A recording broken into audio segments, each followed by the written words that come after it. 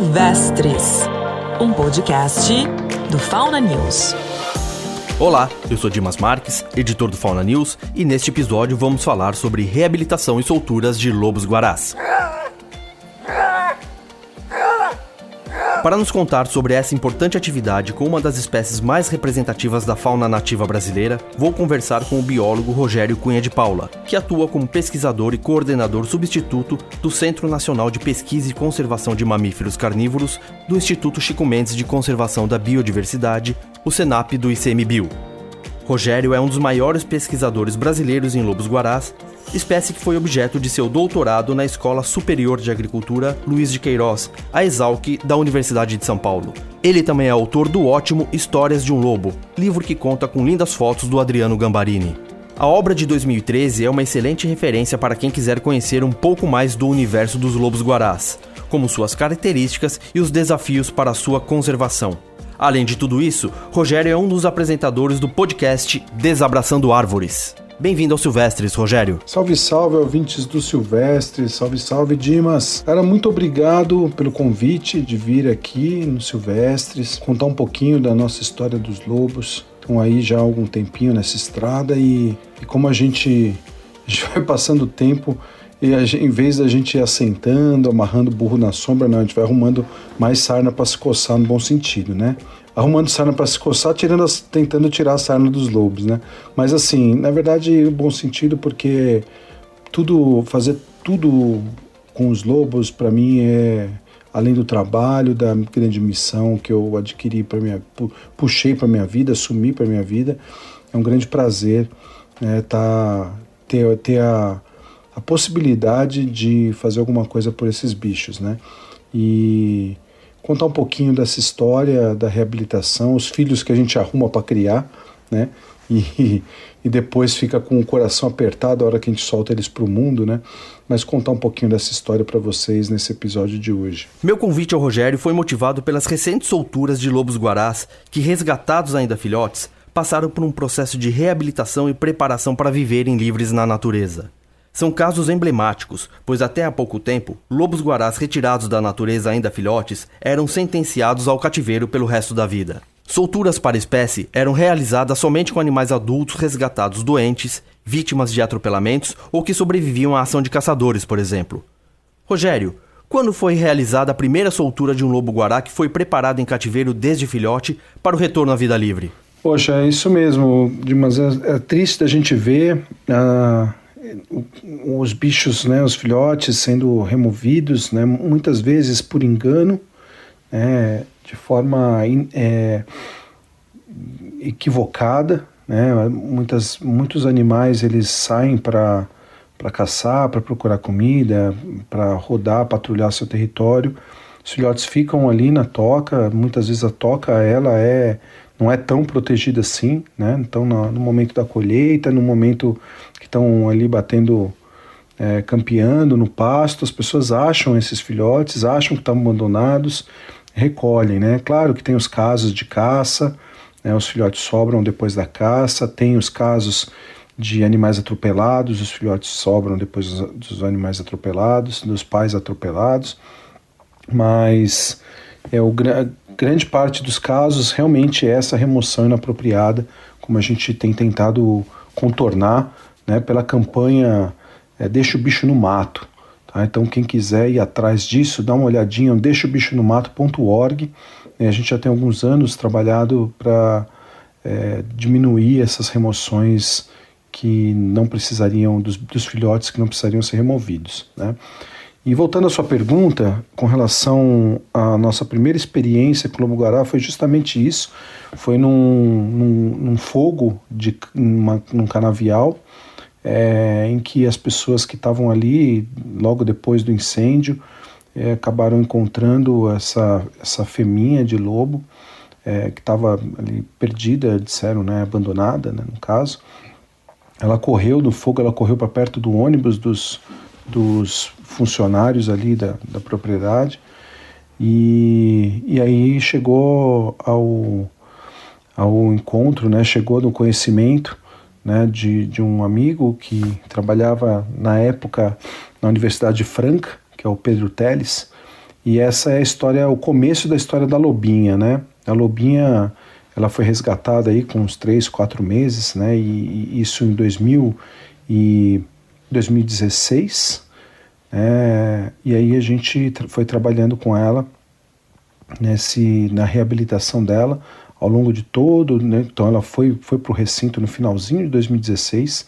Trabalhamos com ela todo o ano de 2017, né? E ela foi solta então no finalzinho de dezembro, no final de dezembro de 2017, e infelizmente ela assim, na verdade, felizmente, né, todo o processo de reabilitação foi muito adequado, a gente aprendeu muito, né, foi a primeira vez que isso foi feito com filhote de lobo-guará, então a gente aprendeu demais, fomos ajustando as metodologias ao longo do tempo, e aí foi solta no final do ano, e o que eu falei de infelizmente é que depois de 42 dias ela veio ao óbito, atropelada numa estradinha de terra de 3 metros e pouquinho de largura, né, por uma moto, né? Então ela vinha sendo monitorada, a gente acabou recebendo o sinal de mortalidade, não acreditamos, né? O colar caiu, coisa assim.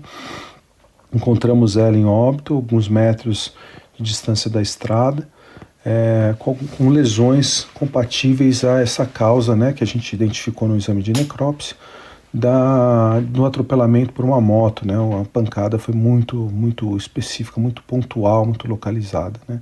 Foi uma pena, a gente lamentou muito, né? Acho que isso acabou... a gente sempre foi muito transparente, né, em todo o processo da lobinha, dos bichos que a gente tem trabalhado, a gente é muito transparente, a gente levou isso, né, para as pessoas também, não de forma sensacionalista, para sensibilizar, mas como um retorno, porque o Brasil inteiro estava acompanhando essa história, né, e foi realmente uma lástima ter perdido ela, com tudo que a gente tinha preparado na região. Isso foi em Minas Gerais, na região da Serra da Canastra, né, e a gente tinha preparado toda a população lá para receber ela nas suas propriedades, né, então foi muito triste, né, tanto a população lá ficou muito sentida com a perda dela, quanto no Brasil inteiro isso repercutiu de forma muito triste também, né, mas de forma positiva ao ver quanto que as pessoas torciam pelo projeto e por ela, né? Então foi a nossa primeira experiência de reabilitação, que a reabilitação em si foi um sucesso, porque ela estava se alimentando, se movimentando, ela estava ali vivendo como um lobo em vida livre, mas foi uma pena que foi abreviado, esse sucesso foi abreviado de forma muito repentina. Recentemente tivemos 2 solturas. A da Pequi, que foi solta em 17 de abril na área de preservação ambiental Cafuringa, no Distrito Federal, 3 anos depois de sua mãe ter sido morta na Bahia. E o Canelinha, que foi solto em Mococa, no interior de São Paulo, em 24 de abril. Ele tinha cerca de 3 meses quando foi resgatado em 2021 de um incêndio nessa mesma região. Depois da lobinha, em 2017, quantos lobos-guarás que passaram por esse treinamento desde filhotes já foram soltos? Mas realmente a gente acabou de soltar o Canelinha, tem algumas semanas. A Pequi também tem praticamente um mês que foi solta, né? E além dos 2, né, a gente teve ainda o Baru e a Calhandra, que foram soltos no oeste da Bahia, né? O Baru é irmão da Pequi, né? E além do Baru e da Pequi, nós temos o Araticum e a Mangaba, né? Então Araticum e Mangaba, que foram soltos no local onde os 5 irmãos foram resgatados, né? Na Fazenda Trijunção, na divisa da Bahia com Minas Gerais e Goiás, pela Associação Safari. Como a gente, apesar de terem sido soltos, então aí contabilizariam 6 animais, né? Só que esses últimos 2, eles seguiram outros protocolos e a gente não considera dentro do programa de reabilitação, soltura de órfãos de lobo-guará, que teve um outro caminho a seguir aí. Então a gente considera a soltura dentro desses moldes, né, como a gente desenvolveu esse protocolo da lobinha e comparando, né, as formas de trabalho, que a gente foi adaptando, né, esse protocolo, né, de um caso para o caso, do comportamento dos bichos. Né. Então, dentro desse protocolo, nós temos até agora, com a lobinha, 5 animais que foram soltos e nesse momento 3 deles estão ainda em monitoramento. Como é realizada essa reabilitação? Quais são as etapas? O que é preciso em termos de infraestrutura? E quanto tempo demora em média? Bom, a reabilitação é um pouco complexa, né? Então, quando a gente fala de ter um programa, um protocolo e a gente seguir isso, é porque a gente está vendo que tem passos que são muito importantes, né? O tempo, né? Começando do final da pergunta, né? O tempo ele vai depender muito da resposta do próprio indivíduo, dos indivíduos, né? A gente tem visto que não dá, né, para todas as fases aí da reabilitação, não dá para a gente fazer uma reabilitação, um treinamento inferior a 10 meses. Porque uma das coisas que a gente tenta fazer é o acompanhamento, é fazer com que o animal vá sintonizando, sincronizando suas atividades com todas as estações do ano ao redor dele, onde ele vai ser solto. Então, se a gente está no inverno, a gente fornece um alimento para ele que seja mais baseado em proteínas, em alimentos com base na dieta de presas animais. Tá? À medida que vai começando a entrando as chuvas, né, a frutificação, né, todos os alimentos disponíveis na área vão ser ofertados para eles, né, para eles começarem a aprender quais os itens que os lobos da região comem para apresentá-los esses mesmos itens. Então, assim, pegando todas as estações e o tempo suficiente para a gente ter essa diversidade de alimento, diversidade de itens ali que vão ser fornecidos, né, a gente tem, e aí todo o processo deles, né, todo o processo, a gente divide em algumas fases. Isso aí não dá para ser inferior a 10 meses. Tá? Então, o que a gente tem tido nesses animais que foram reabilitados, né, dentro desse programa, foi aí entre 11 e 12 meses, 11 e 13 meses, a Pequi ficou 13 meses, né, em reabilitação. Então, todo esse programa, ele busca equiparar, né, toda a vida, né, os hábitos do bicho dentro do recinto com os dos bichos fora. Né? Então, nós temos a primeira fase, que é a fase da nutrição, né? Então esses bichos eles vão ganhar o alimento para ter o desenvolvimento nutricional adequado. Então isso é muito importante para os lobos, né? Então ele vai receber ração, ele vai receber peito de frango, ele vai receber tudo como se fosse uma dieta de cativeiro de forma mais encorpada. Tá? Então a gente quer priorizar o desenvolvimento corpóreo desses animais. A segunda fase é a apresentação dos itens, né? Então a gente começa, isso de forma gradual, vai diminuindo a ração, mas mantém em praticamente todas as fases, com exceção da última, né? Então vai diminuindo a ração, vai aumentando os itens de fruta, né? Ou então os itens animais, de acordo com essa estação do ano que eu mencionei, e aí isso tudo, né, a gente começa a apresentar para eles quais os alimentos que eles vão encontrar, quais os alimentos que eles têm que comer, né, quando eles forem soltos.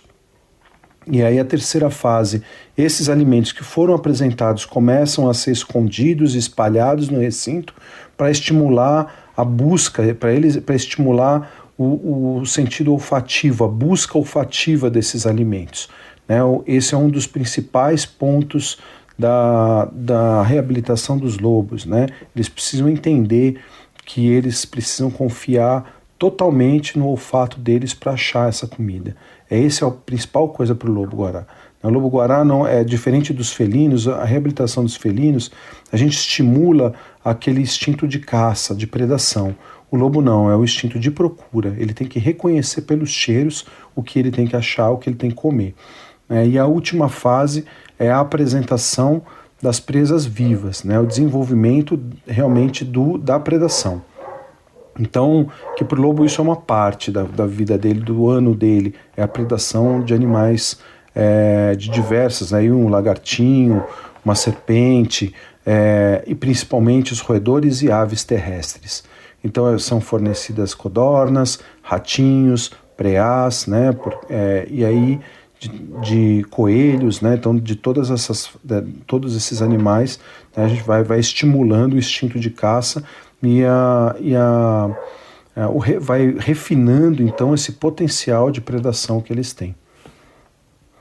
Depois disso a gente vai misturando, né, as frutas disponíveis com as presas disponíveis, né, então tudo isso a gente vai avaliando todo esse processo, né, vai avaliando passo a passo por meio das armadilhas fotográficas. Então a gente tem milhares de vídeos, né, com comportamento, a gente usa ali de 9 a 12 câmeras, né, praticamente um Big Brother dentro do recinto, para que eles possam realmente, para que a gente possa entender esse comportamento deles, ver a evolução desse comportamento deles. E como é esse processo de acúmulo de conhecimento para a elaboração de um protocolo de reabilitação e soltura de lobinhos? Dimas,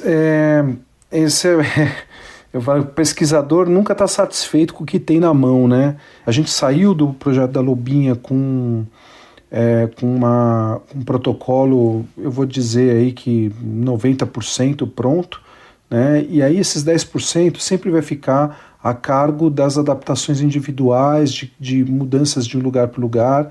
Então, por exemplo, o Baru e a Pequi, eles foram resgatados com 20 dias de vida, né? Então eles tiveram que ser criados na mão, né, recebendo uma madeira e tudo, né, para o fortalecimento, né, para o crescimento apropriado.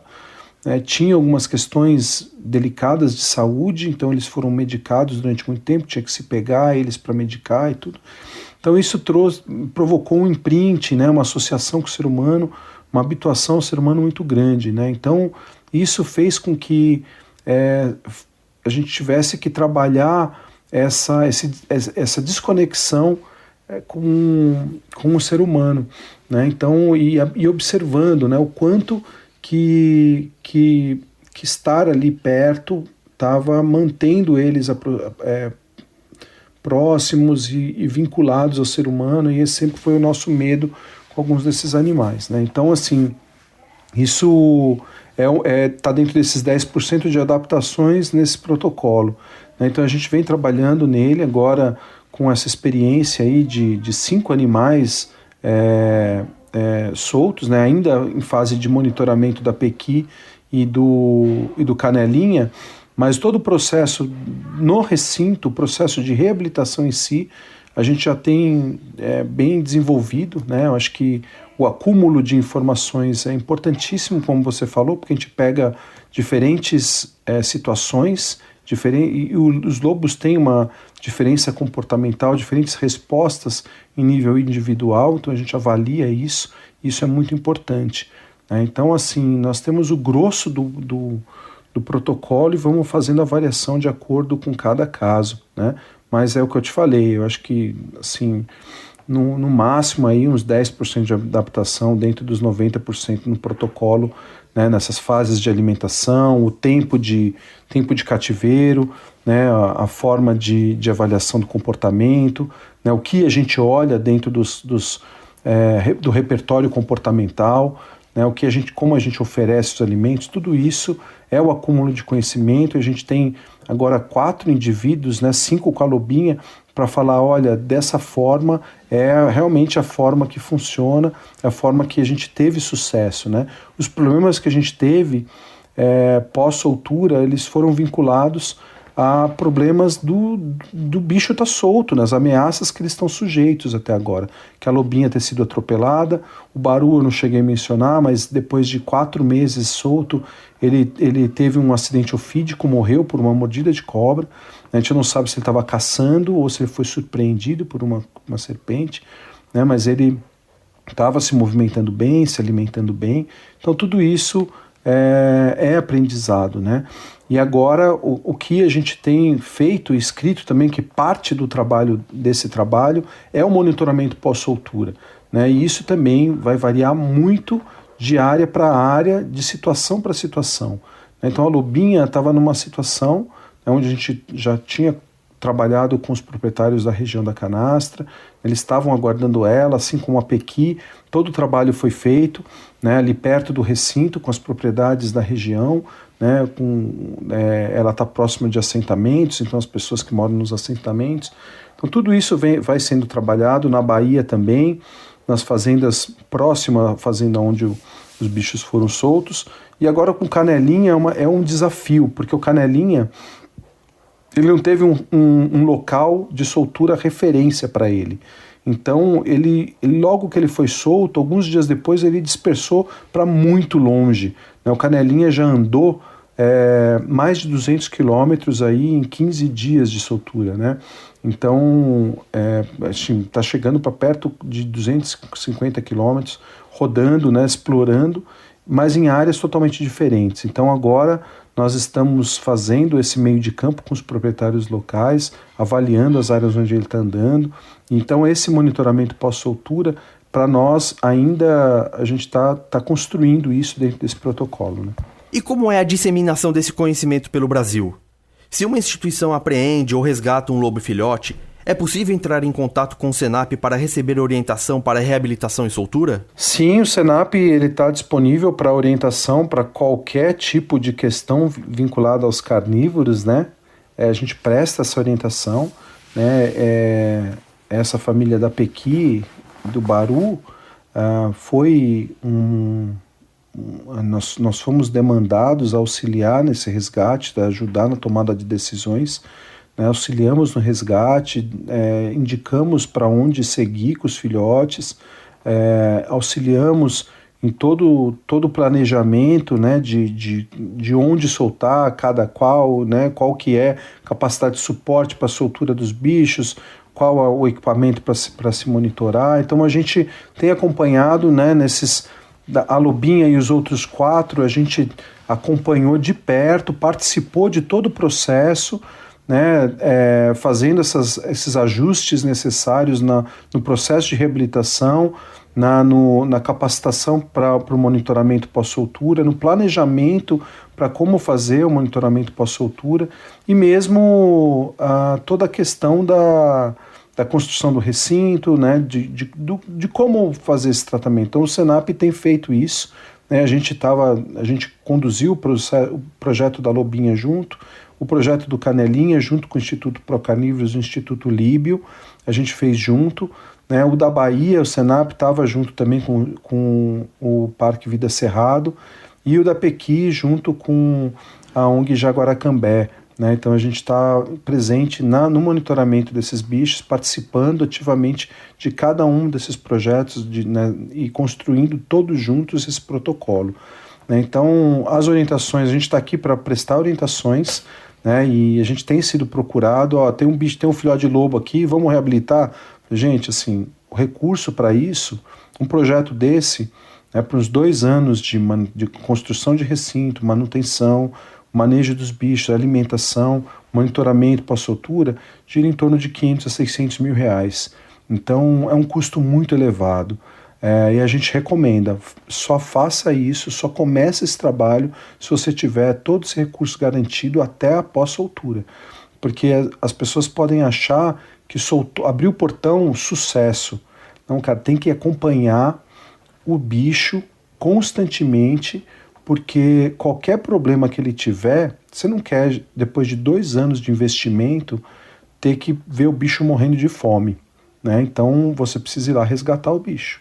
Você tem que saber, na hora de abrir o portão, se você está abrindo o portão pela razão e pela ciência, avaliando todos esses passos, ou se é simplesmente pela emoção, né? Porque você está ali e você cuidou do bicho 2 anos como se fosse seu filho, né? Então todo esse processo ele é complexo e o Senap está ali participando sempre de forma orientadora, né? De mostrar, botar o pé no chão, mostrar, né, se a factibilidade ou não dessa iniciativa, desse projeto. Então é importante isso, que fique bem claro que não é uma coisa simples e não é uma coisa barata, né? E por isso que a gente não vê isso todo dia, em todo lugar, né? Rogério, para encerrarmos, os lobos-guarás estão ameaçados de extinção, com a classificação vulnerável na Lista Nacional Oficial de Espécies da Fauna Ameaçadas de Extinção de 2014.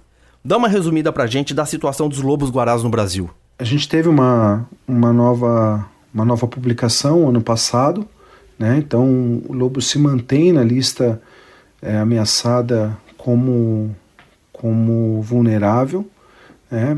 Por diversas ameaças, né? A principal delas é a alteração das áreas, né? Dos hábitats, né? Adequados para os lobos. Então, não que eles não vivam em áreas inadequadas, mas os bichos vivem, só que a gente tem visto, né, que a saúde deles está comprometida, que os bichos estão sujeitos a diversas ameaças, né, eles podem reproduzir, mas os filhotes não vingam, não chegam a 6 meses, 1 ano de idade. Então a gente tem perdido animais e esses animais não são repostos na população, e por isso a grande importância, né, de trabalhar essa reabilitação de filhotes resgatados para que os filhotes venham a chegar à idade adulta para ser solto, né?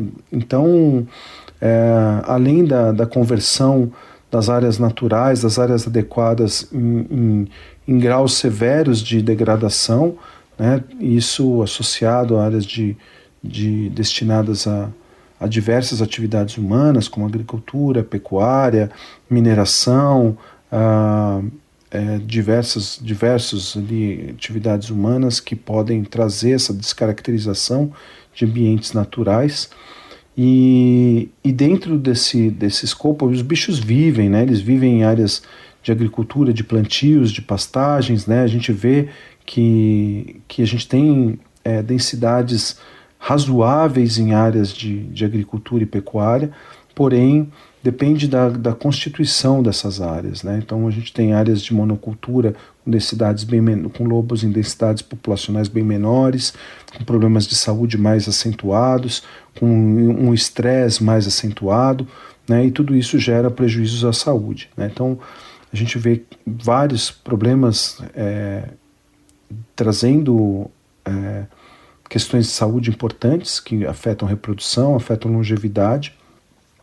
E aí as formas de remoção direta, né? Os atropelamentos, que em alguns estados é um grande problema, aqui no estado de São Paulo. Se a gente mantiver as taxas de atropelamento que nós temos, a população vai começar a ser erradicada, né? Então a gente vai começar a ter extinções locais de lobo-guará nos próximos 50, 60 anos. O volume de animais atropelados no estado é muito grande. Então, o atropelamento é um grande problema. O que eu falei, né, das questões das doenças, né, a questão da saúde é muito importante. Os lobos vêm adquirindo doenças de animais domésticos, né, os conflitos com o ser humano, né, por incrível que pareça, em pleno 2023, nós temos animais que são abatidos em retaliação à predação de galinha, ou mesmo porque é um lobo e a pessoa tem medo de que aconteça alguma coisa, do lobo atacar, ou então trazer mau agouro. A gente tem de tudo, né, levando os bichos a serem abatidos pelo ser humano. Rogério, muito obrigado pela sua participação no Silvestres. Bom, eu agradeço enormemente, Dimas, pela possibilidade de vir trazer aqui eu acho que o primeiro canal onde a gente explorou tanto assim a fundo, com detalhes, a questão da reabilitação dos filhotes, onde a gente trouxe para a divulgação, né? Espero que as pessoas possam ouvir, depurar isso, estudar, pesquisar e mudar um pouquinho única exclusivamente a visão romântica de uma soltura, mas o tanto de coisa que envolve isso, né, os cuidados que a gente tem, os critérios que a gente tem para que esses bichos continuem vivos, né? E mais uma vez o meu recado de tomar parte, né, de tentar conhecer, tomar parte. As pessoas perguntam, no que eu posso ajudar? Gente, hoje a gente tem a internet que está aí, e assim, qualquer busca que se fala quais são as ameaças, né, para os lobos, para as populações de lobo-guará. né, com uma simples busca, né, seguindo os perfis que trabalham com os lobos. A gente tem o Amigo do Lobo, que é o projeto que a gente divulga, né, que a gente tenta fazer a parte da educação, a comunicação do que está acontecendo no campo e como as pessoas podem contribuir, podem ajudar, mas olhar assim de forma mais ampla, né, qual a contribuição para a sociedade que direto ou indiretamente pode afetar de forma positiva a vida e a conservação dessa espécie. Né? Então eu deixo aqui esse recado, visitem nossos perfis, perfil do Senap, que é @ICMBioSenap no Instagram, o perfil do Instituto Procarnívoros, @Instituto Procarnívoros, o perfil que a gente divulga todas as coisas de lobo, no @Amigo do Lobo, e outras instituições envolvidas aí dentro desse nosso universo. Um salve para todos, muita força, muita paz para todos e estamos juntos sempre pela conservação desses orelhudos que são lindos e que são uma das espécies mais emblemáticas da nossa fauna, principalmente as do Cerrado, né? Um grande abraço. Se você quiser entrar em contato com a gente, mandar alguma sugestão de entrevista ou comentar algum episódio, basta escrever para silvestres@faunanews.com.br. Se preferir, comente pelo canal do Fauna News no YouTube ou pelas redes sociais. É só buscar pelo @FaunaNews. Nas postagens que fizemos do último episódio do Silvestres, em que abordamos o problema de influenciadores digitais criarem macacos como bichos de estimação, recebemos vários comentários. No Instagram, o pessoal da Ampara Silvestre e a Alexandra Porto Daibert, por exemplo, apoiaram a defesa da ideia de que animal silvestre não é pet e concordaram com a existência de haver impacto negativo no fato de formadores de opinião comprarem macacos e os exibirem nas redes sociais e, com esses comportamentos, incentivarem o tráfico de primatas. Já o antenadíssimo e crítico José Truda Palazzo Júnior, que foi entrevistado aqui no Silvestres, criticou bastante a postura do IBAMA, que licenciaria, segundo ele, criadouros comerciais, enquanto seus agentes de fiscalização ficam defendendo o silvestre não é pet. Só faço aqui uma observação. O IBAMA durante muitos anos realmente licenciou os criadouros comerciais de fauna, mas desde a Lei Complementar 140 de 2011, essa atribuição está com as secretarias estaduais de meio ambiente, o que não invalida a crítica feita.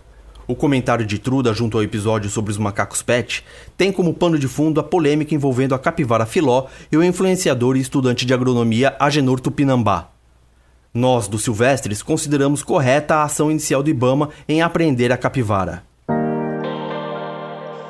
Chegamos ao final de mais um episódio de Silvestres. Muito legal poder contar com a sua participação.